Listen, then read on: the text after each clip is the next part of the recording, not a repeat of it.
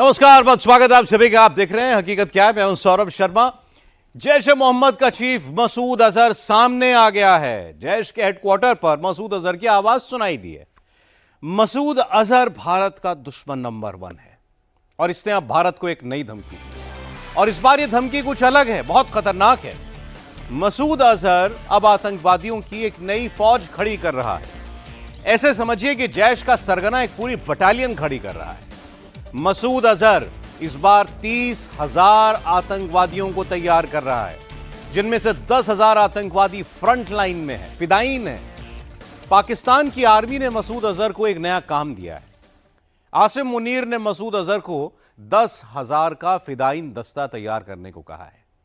मसूद अजहर ने बहावलपुर में जैश ए मोहम्मद के हेडक्वार्टर में इस बात का ऐलान किया कि उसके 10,000 फिदायीन जिहाद के लिए तड़प रहे हैं, तैयार हैं, रेडी हैं।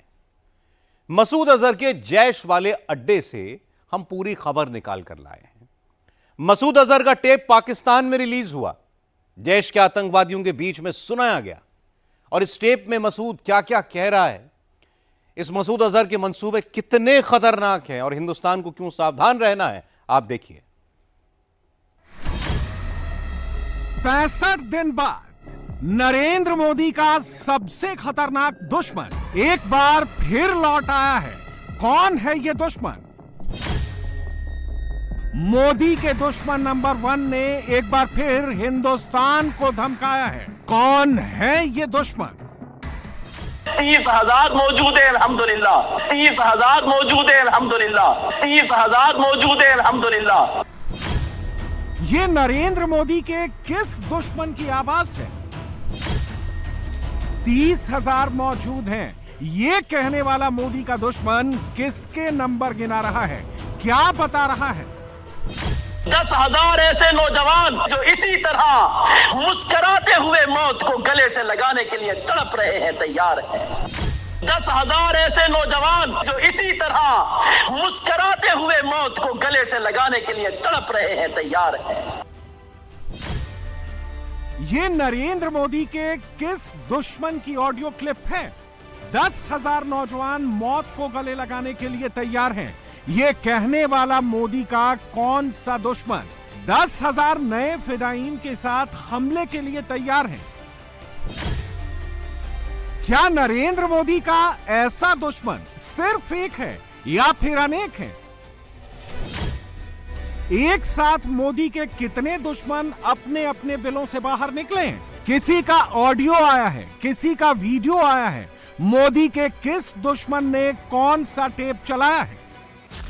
नरेंद्र मोदी के सारे दुश्मन एलओसी के उस पार पाकिस्तान में बैठे हैं। लश्कर और जैश के आतंकवादी अब अपना वीडियो खुद रिलीज कर रहे हैं, खुद सोशल मीडिया पर अपलोड कर रहे हैं। कोई जिहाद की धमकी दे रहा है, कोई मोदी को बेड़ियों में जकड़ने वाले स्क्रिप्ट पढ़ रहा है, कोई हिंदुस्तान पर एटम बम चलाने की गीदड़ भभकी दे रहा है। हिंदुस्तान के इन सारे दुश्मनों का इलाज नरेंद्र मोदी के ही पास है। गोली का जवाब गोला। अब मोदी के अगले एक्शन का ही इंतजार है, क्योंकि एक तरफ पाकिस्तान में हाफिज सईद ने अपने आतंकवादियों को भारत पर अटैक का ऑर्डर दे दिया है, तो दूसरी तरफ जैश ए मोहम्मद का आतंकवादी मौलाना मसूद अजहर एक बार फिर एक्टिव हो गया है। ये तस्वीरें याद होंगी आपको, 6 और 7 मई की दरमियानी रात जब हिंदुस्तान ने बहावलपुर में जैश के ठिकानों पर अटैक किया था, तब जैश के आतंकी मसूद अजहर के परिवार के 1 दर्जन से ज्यादा लोग मारे गए थे। जिसके बाद मसूद के परिवार के कब्र की ये तस्वीरें आई थी, जिसमें 21 कब्रें साफ साफ दिखाई दे रही थी।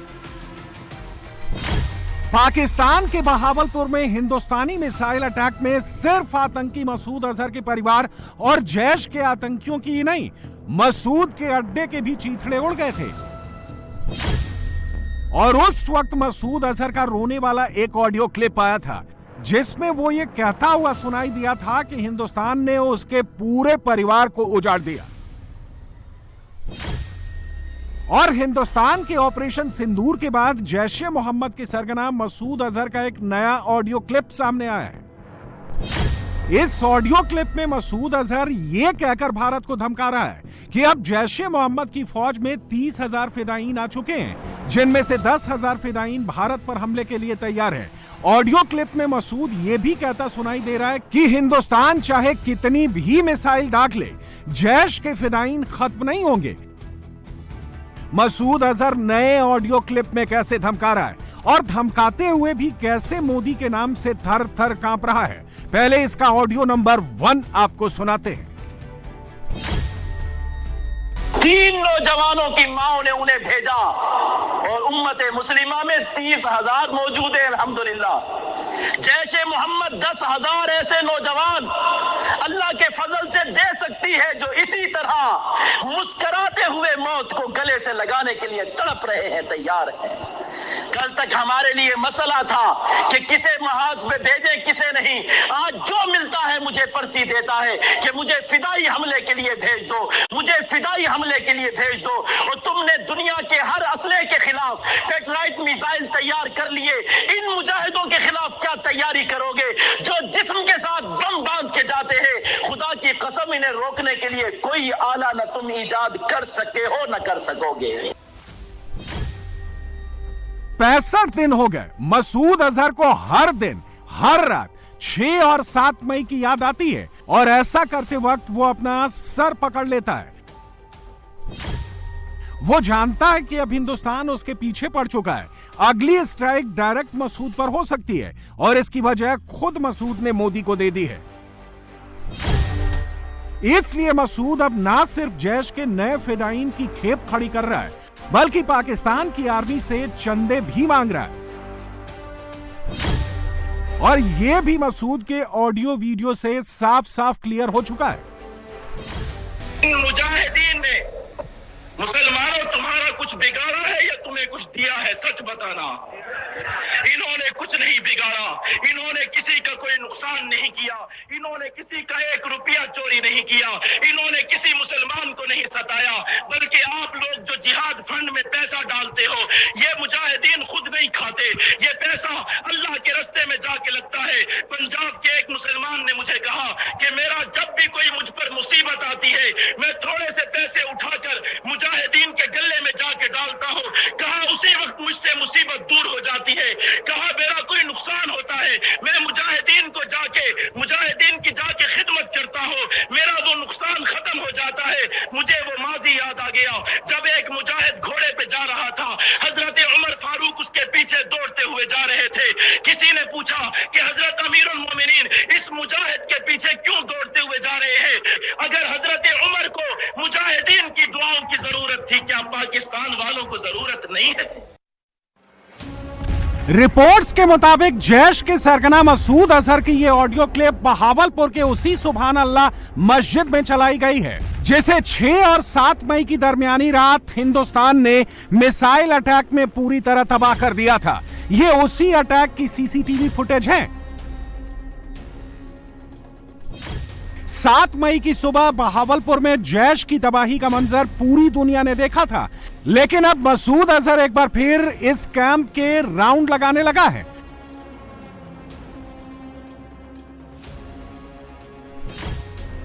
और इसकी पुष्टि के लिए ये तस्वीरें काफी हैं,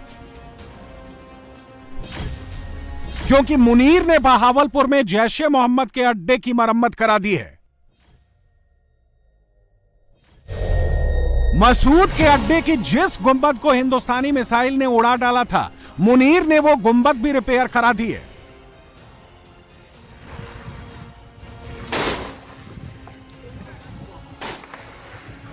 लेकिन अब जैश और मसूद अजहर की असली मरम्मत मोदी करेंगे, जो 5 देशों की यात्रा के बाद वापस दिल्ली लौट चुके हैं और पाकिस्तान वाले अगले प्लान पर काम शुरू कर चुके हैं। मोदी अब नए सिरे से प्लान रेडी कर रहे हैं और इस प्लान में जैश और लश्कर दोनों के अंत की गारंटी है।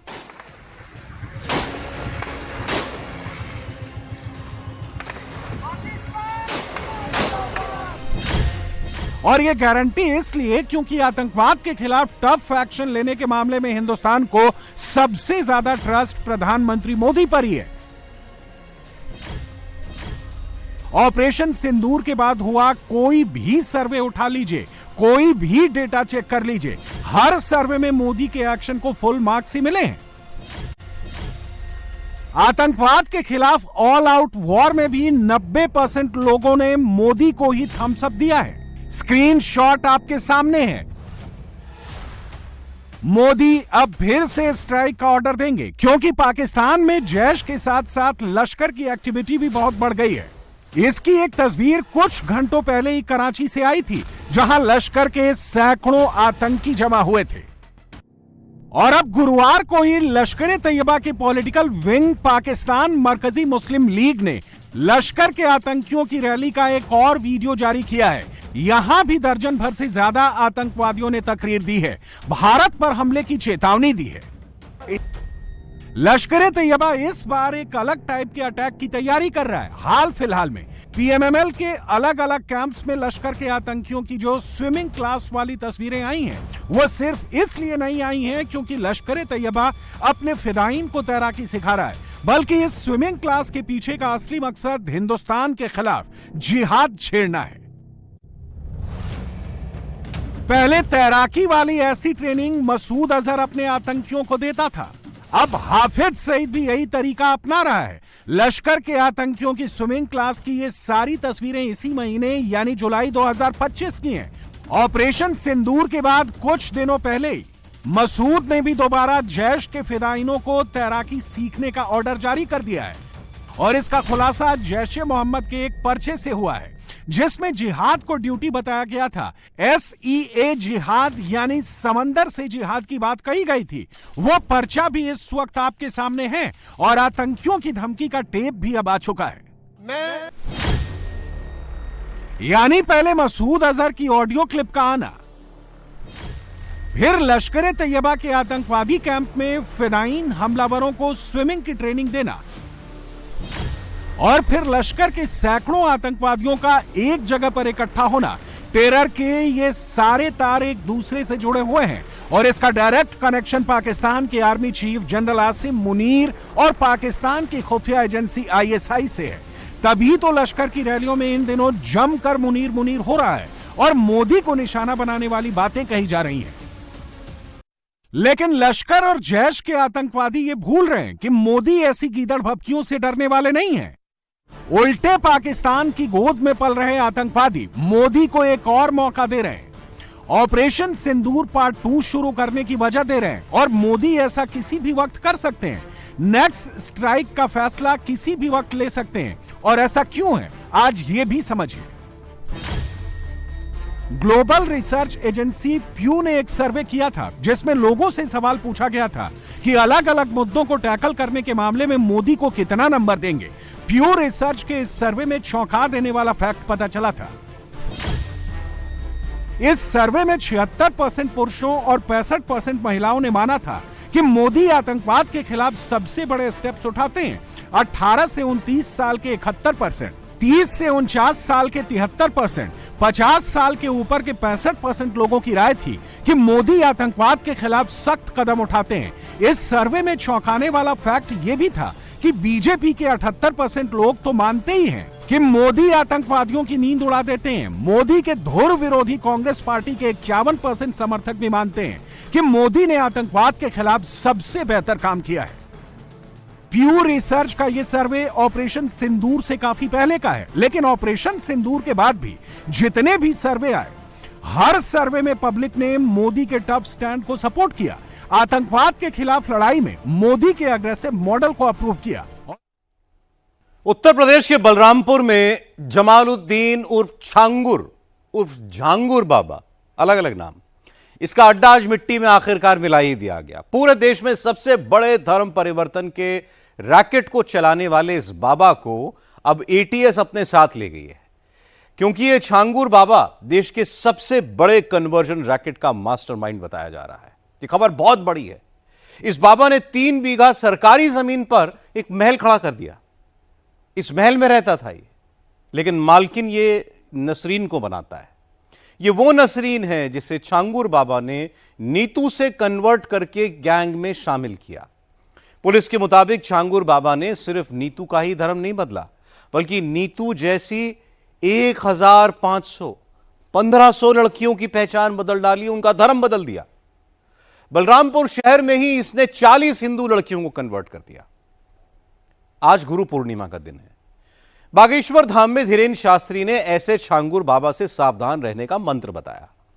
बागेश्वर बाबा ने ऐसे छांगुर बाबा से अलर्ट रहने के लिए कहा। खास तौर पर हिंदू लड़कियों को चेतावनी दी, क्योंकि हिंदुओं के घटने का जो अंदेशा बाबा ने जताया था वो बात अब सही साबित हो रही है। छांगुर जैसे लोगों की नजर हिंदुओं की बेटियों पर है। बाबा बागेश्वर धीरेन्द्र शास्त्री की एक भविष्यवाणी सच हो गई। आज पूरे देश में हिंदुओं को मिटाने की तैयारी चल रही है। सनातन के ऊपर उंगली उठाने की साजिशें चल रही हैं। सनातन को नीचा दिखाने के प्रयत्न चल रहे हैं। भैया, कुछ लोग देश को गजवाए हिंद देखना चाहते, हम भारत को भगवाए हिंद देखना चाहते। यूपी के छांगुर बाबा ने 1-2 नहीं 3000 से ज्यादा हिंदुओं को मुसलमान बना दिया। छांगुर बाबा डेमोग्राफी बदलना चाहता है, भारत में शरिया लागू करना चाहता है। बाबा बागेश्वर की दूसरी भविष्यवाणी भी सच हो गई। बच्चे और बच्चियां सुरक्षित नहीं है। सबसे खराब स्थिति हो गई, बच्चियों की भी और बच्चों की भी। इतनी फूहड़ता समाज में फैल गई कि बेटियों को अकेला छोड़ना बड़ा मुश्किल हो गया। अकेली जाती हैं तो बड़ी मुसीबत आती है। छांगुर बाबा जैसे गिद्धों की नजर हिंदू बेटियों पर है। वो मानवी शर्मा को जैनब, गुंजा गुप्ता को अलीना और नीतू को नसरीन बनाता है। 6 साल में ही 1500 बेटियों का धर्म बदल देता है, नाम बदल देता है, पहचान बदल देता है। बलरामपुर के छांगुर बाबा की नजर मजबूर हिंदू बेटियों पर है। छांगुर बाबा की नजर विधवा महिलाओं पर है। छांगुर बाबा की नजर हर उस हिंदू महिला पर है जो गरीब है, मुश्किल से घिरी है। जैसे ही छांगुर बाबा की धर्मांतरण गैंग को ऐसी हिंदू बेटियां मिलती हैं, पहले पैसे का लालच दिया जाता है, दुख दूर करने का दावा किया जाता है और फिर उसकी पहचान, धर्म सब बदल दिए जाते हैं। छांगुर बाबा का मकसद भारत की डेमोग्राफी बदलना था। वो यूपी के 2-3 जिलों को मुसलमान बहुल बनाना चाहता था। बलरामपुर, आजमगढ़ जैसे जिलों में इस्लामिक दावा केंद्र बनाना चाहता था। इसके लिए छांगुर बाबा और जमालुद्दीन को करोड़ों का फंड मिल रहा था। इस्लामिक मुल्कों से उसके अकाउंट में दौलत बरस रही थी। गजवाए हिंद के लिए पूरे 100 करोड़ रुपए आ चुके थे। उसकी पूरी गैंग काम पर लग चुकी थी। छांगुर बाबा, जिसकी कहानी शुरू होती है नगीने और अंगूठियां बेचने से, कैसे 100 करोड़ के साम्राज्य का मालिक बना, इसकी कहानी भी बेहद दिलचस्प है। अगर बात की जाए आज से 2 दशक पहले की, तो छांगुर बाबा महाराष्ट्र के नागपुर, पुणे या फिर मुंबई जैसे इलाकों में आकर अंगूठियां बेचने का काम करता था। उसका जो सबसे वाजिब ठिकाना था वो मुंबई का हाजी अली था। हाजी अली से वो नगीने और अंगूठियां खरीदता और अलग अलग जगहों पर जाकर बेचने का काम करता था। यूपी का फकीर छांगुर अचानक अमीर कैसे बन गया? छांगुर बाबा के धर्मांतरण का माया लोक कितना बड़ा है? जमालुद्दीन और छांगुर बाबा का साम्राज्य कहां तक फैला है? छांगुर बाबा के धर्मांतरण रैकेट में कौन कौन जुड़ा है? छांगुर पीर बाबा, छांगुर बाबा, छांगुर पीर मोहम्मद। यूपी से लेकर महाराष्ट्र तक धर्मांतरण को लेकर लोगों की जुबान पर एक ही नाम है, छांगुर बाबा। वो छांगुर बाबा जो कभी साइकिल पर चला करता था, वो छांगुर बाबा जो कभी नग, अंगूठी, ताबीज बेचता था, जो कभी टोने टोटके के नाम पर 100-200 रुपए कमाता था, जिसके पास सोने के लिए मजार थी, रहने के लिए खंडहर सा घर था। उसी छांगुर बाबा का माया लोक देखकर आज पूरी दुनिया हैरान है, क्योंकि छांगुर बाबा के माया लोक में अकूत दौलत है, लड़की है, लग्जरी लाइफ है, फॉरेन टूर है। छांगुर बाबा का यह रहस्य लोक कैसे बना, यूपी का पाखंडी बाबा साइकिल से मर्सिडीज तक कैसे पहुंचा? मजार पर सोने वाला बाबा अरबी घोड़ा और जर्मन शेफर्ड डॉग कैसे पालने लगा? जान लीजिए। बलरामपुर जिले के रेहरा माफी गांव का ये वो मकान है जहां कुछ साल पहले तक छांगुर बाबा रहा करता था। तब उसकी पहचान छांगुर बाबा नहीं, जमालुद्दीन की थी। वो हर रोज गांव-गांव जाता था, नग, अंगूठी, ताबीज बेचकर 2 जून की रोटी का जुगाड़ करता था। छांगुर बाबा का जो अपना पुश्तैनी मकान हुआ करता था वो इसी जगह पर हुआ करता था। फिलहाल इस समय जगह पर मकान नहीं है, मलबा है पूरी तरीके से, ईंटें पड़े हुए हैं यहाँ पर, और घर कभी रहा करता होगा ऐसा देख करके यहाँ सिर्फ अंदाजा लगाया जा सकता है। हालांकि गांव में ये भी चर्चा है कि छांगुर बाबा गांव में प्रधानी का चुनाव भी जीत चुका था, गांव में वो प्रधान भी रह चुका था, लेकिन यहां से बामुश्किल 3 किलोमीटर दूर जाकर के उसने अपनी जो बेशकीमती कोठी बनाई, जिस तरीके से वहां पर रिहाइश की, जिस तरीके से वहां पर अवैध धर्मांतरण का पूरा मामला सामने आया, वो अपने आप में कहीं न कहीं चौंकाने वाला है। और इसीलिए यूपी एटीएस इस पूरे मामले की तफ्तीश कर रही है। लेकिन सवाल ये उठता है कि साल 2010 के आसपास इस मामूली से घर में रहने वाले छांगुर बाबा ने आखिर किन परिस्थितियों में, कहां से फंड लेकर के, कौन से विदेशी अकाउंटों से फंड लेकर के अपना इस तरीके की बेशकीमती कोठी बना ली। अब छांगुर बाबा के पास 3 बीघा में फैली आलीशान कोठी है।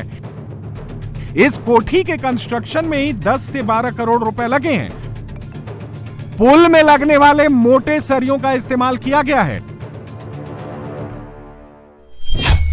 बिल्डिंग इतनी ज्यादा मजबूत है क्योंकि छांगुर बाबा को तो लगता था कि उसका जो पूरा नेटवर्क है, पूरा उसका जो मायाजाल है, वो दरअसल कभी भी पुलिस और ईडी के समक्ष नहीं आएगा। इसीलिए उसने पूरा मायाजाल यहाँ पर बनाया था। बताया जाता है कि 10 करोड़ रुपए से ऊपर का कंस्ट्रक्शन वर्क यहाँ पर हुआ था। और जो मोटे मोटे सरिया है, जो मोटे मोटे यहाँ पर बाकी चीजों का इस्तेमाल किया गया है, जिस क्वालिटी का सीमेंट का इस्तेमाल किया गया है, वो ये बताता है कि 8 बुलडोजर अगर 3 दिन से लगातार एक इमारत को गिराने की कोशिश कर रहे हैं और इमारत ऐसा लग रहा है कि आज गिर के निस्तनाबूद हो जाएगी, तो आप यकीन मानिए कि इसमें कितना ज्यादा क्वालिटी का इस्तेमाल किया गया था। क्योंकि छांगुर बाबा यहीं से इस पूरे माया लोक को, इस पूरे माया जाल को आगे बढ़ाता था। यहीं पर भोले भाले लोगों को लाके जाता था और उसके बाद उनको टोना, टोटका, पूजा, इसके नाम पे पहले फंसाता था और उसके बाद उनको बताता था कि धर्मांतरण की कितनी ज्यादा जरूरत है। छांगुर बाबा ने इसी आलीशान कोठी को धर्मांतरण का हेडक्वार्टर बनाया था, इसलिए सिक्योरिटी फीचर्स का खास ध्यान रखा गया। आलीशान कोठी के चारों ओर 10 से ज्यादा HD सीसीटीवी कैमरा लगाए गए। बाउंड्री वॉल पर कटीले तारों से तारबंदी की गई। धर्मांतरण के इस मायालोक में जमालुद्दीन की मर्जी के बिना कोई घुस न सके, इसलिए बाबा ने आधा दर्जन खूंखार जर्मन शेफर्ड नस्ल के कुत्ते पाले हुए थे। आलीशान कोठी के अंदर सीसीटीवी कैमरा का कंट्रोल रूम बनाया गया था। इसी कंट्रोल रूम से छांगुर बाबा और उसकी गैंग बाहर की हर एक्टिविटी पर नजर रखा करते थे। छांगुर बाबा ने कोठी के लिए यह जमीन अपनी खासम खास धर्मांतरण गैंग की सबसे बड़ी सरदार नीतू उर्फ नसरीन के नाम पर खरीदी थी। साल 2021 में मजार से सटी 3 बीघा जमीन छांगुर बाबा ने नीतू उर्फ नसरीन के नाम पर दर्ज कराई। इसके बाद इस पर आलीशान महल बनाया गया। छांगुर बाबा ने अपने रहने के लिए 70 कमरों का जो महल बनाया, उसमें अय्याशी के पूरे इंतजाम किए गए हैं। छांगुर बाबा की कोठी के अंदर इटालियन स्टाइल का लग्जरी सोफा सेट रखा हुआ है। इसी सोफा सेट पर बैठकर धर्मांतरण गैंग की मीटिंग्स हुआ करती थी। छांगुर बाबा के बेडरूम में नक्काशीदार पलंग, महंगे गद्दे और पर्दे लगे हुए मिले हैं। छांगुर बाबा और जमालुद्दीन के घर से विदेशी ब्रांड के सामान भी मिले हैं।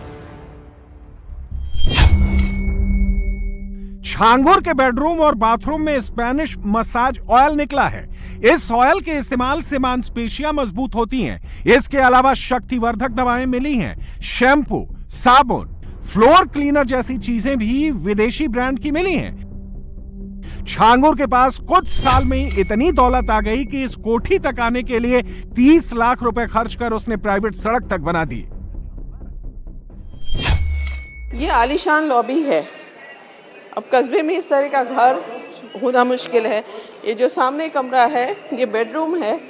ये छांगुर बाबा का बेडरूम था और इसका फर्नीचर, हालांकि क्योंकि पुलिस ने पूरे घर की तलाशी ली है तो काफ़ी सामान यहाँ से हट गया है, लेकिन काफ़ी बड़ा घर ये कमरा है। ये बेडरूम है छांगुर बाबा का। यहाँ पर ड्रेसिंग रूम भी है वॉशरूम के साथ साथ, और इसी तरह से इस फ्लोर में 3 बेडरूम्स और हैं। एक ये सामने, एक उसके बगल में, एक उसके बगल में। किचन है, स्टोर है, बालकनीज हैं, यानी बहुत ज़्यादा आलीशान। और ये एक बेडरूम है। इसी तरह के आपको और बेडरूम मिलेंगे जिसमें पूरा फर्नीचर यहाँ पर है, बेड है, मैट्रेस है, अलमारी भी बनी हुई है, इसमें भी ड्रेसिंग रूम है। तो इस तरह से आलीशान घर। ये किचन है, किचन का साइज़ भी काफ़ी ज़्यादा बड़ा है। इतना बड़ा किचन कम ही घरों में होता है। धर्मांतरण गैंग के मास्टरमाइंड छांगुर बाबा के पास सिर्फ एक कोठी नहीं है, धर्मांतरण के खेल में उसने बड़ी दौलत कमाई है। 2 अगस्त 2023 को छांगुर बाबा ने लोनावला में 16 करोड़ 49 लाख रुपए की प्रॉपर्टी खरीदी है। इस प्रॉपर्टी को नीतू उर्फ नसरीन के पति नवीन और छांगुर बाबा के नाम पर रजिस्टर्ड कराया गया है। इसके अलावा यूपी के बलरामपुर और आजमगढ़ में भी छांगुर बाबा ने बेशुमार प्रॉपर्टी खरीदी है और इस पर अपना बिजनेस खड़ा किया है। छांगुर बाबा के पास बलरामपुर के मेन मार्केट में 50 लाख से ज्यादा कीमत का बुटीक है। यह बुटीक नवीन वोहरा उर्फ जमालुद्दीन के नाम पर लिया गया है। इस बुटीक का नाम छांगुर बाबा ने बाबा ताजुद्दीन आशमी बुटीक रखा है। पुलिस के एक्शन के बाद से यह बुटीक बंद पड़ा है। बलरामपुर बस स्टैंड के पास छांगुर बाबा उर्फ जमालुद्दीन का कपड़ों का बड़ा शोरूम है जिसकी कीमत 1 करोड़ से ज्यादा बताई जा रही है। इसके अलावा छांगुर बाबा और उसकी gang Aashvi charitable trust, Aashvi enterprises भी चला रही थी। कल तक साइकिल पर चलने वाला छांगुर बाबा लग्जरी लाइफ जीने का आदी हो चुका था। उसके पास दौलत आई तो उसने जमकर अय्याशी की। पिछले कुछ साल में उसने विदेश में खूब सैर सपाटा किया। छांगुर बाबा ने 50 से ज्यादा फॉरेन ट्रिप किए। ज्यादातर यात्राएं इस्लामिक मुल्कों यानी मिडिल ईस्ट में की। नीतू उर्फ नसरीन ने 2014 से 2019 के बीच 19 बार यूएई का टूर किया। नीतू का पति नवीन उर्फ जमालुद्दीन 2016 से 2020 के बीच 19 बार यूएई गया। खास बात यह है कि नीतू और उसका पति नवीन 19 यूएई ट्रिप में से सिर्फ एक बार साथ साथ दुबई गए। बाकी ट्रिप पति पत्नी ने अलग अलग की। माना जा रहा है कि छांगुर बाबा के धर्मांतरण का असली मरकज दुबई में ही था, जहां से उसे पैसे भी मिल रहे थे और हिंदुओं को मुसलमान बनाने की डायरेक्शन भी।